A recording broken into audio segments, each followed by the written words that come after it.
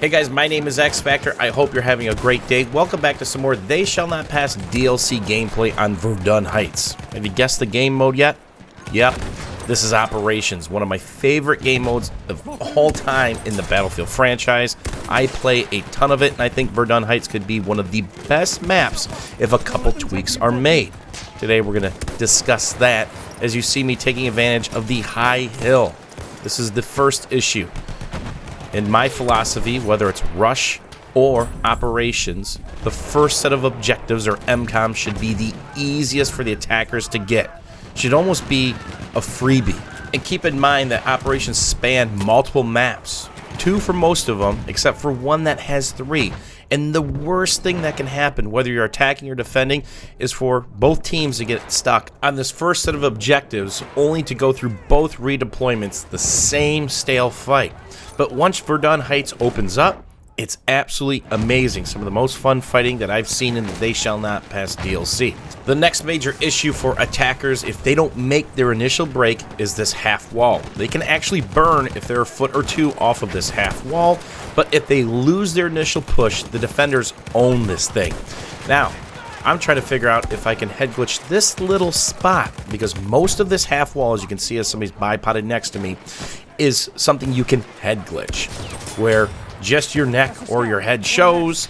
They really don't see much, and you have full visibility of their body. Obviously, they have a half wall too, but it gets beaten up by AT rockets, by grenades, by mortars. And remember, in Battlefield 1, destruction stays through rounds. So when you get stopped on an operation, the round doesn't restart. All that destruction from the previous round actually stays. So where that half wall can help the attackers, if they don't make that first push, it will be used against them the entire time. So this is something that should be either removed entirely or broken up into pieces where it's already half destroyed in most of the spots, so people can't just line up like a row of ducks, and it becomes basically a shooting gallery. So this left-hand side is also another problem for the attackers. They should be able to play this, but defenders should not be able to work their way this far out. This is the same problem with the high hill on the right side.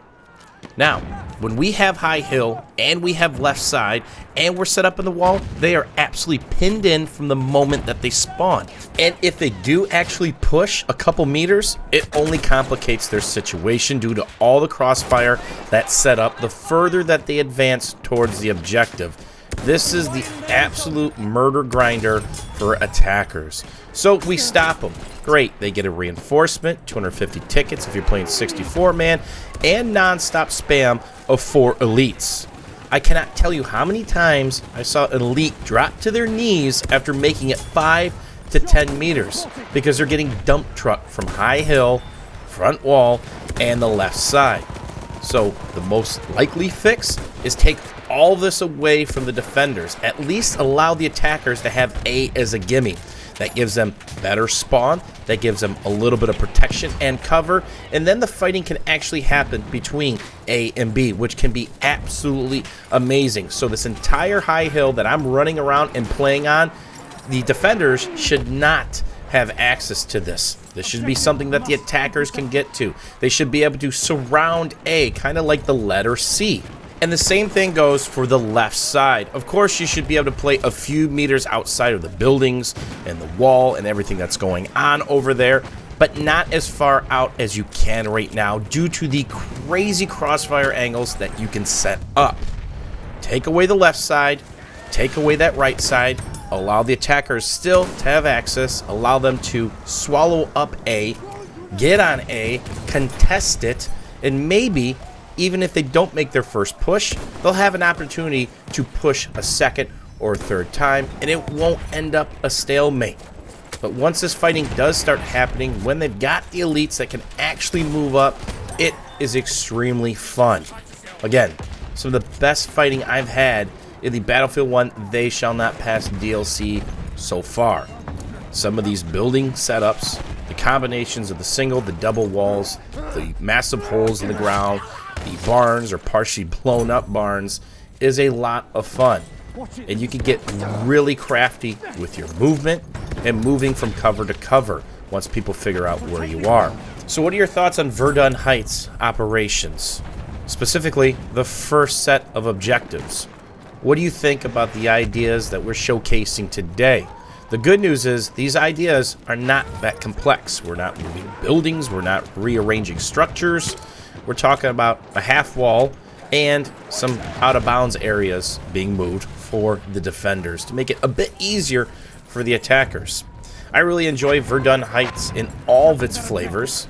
Can't wait for front lines to be fixed because I really don't have the time to play 2 to 3 hour games. So operations is my jam right now, but it gets really boring on Verdun Heights as a defender when you win 90+% of the time and they can't get past the first set of objectives.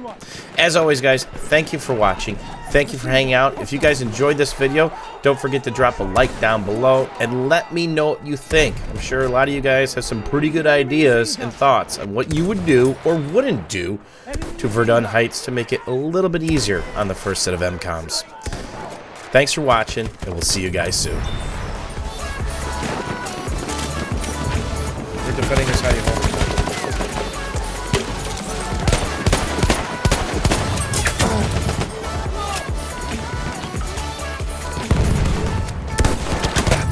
Next. That's gotta go.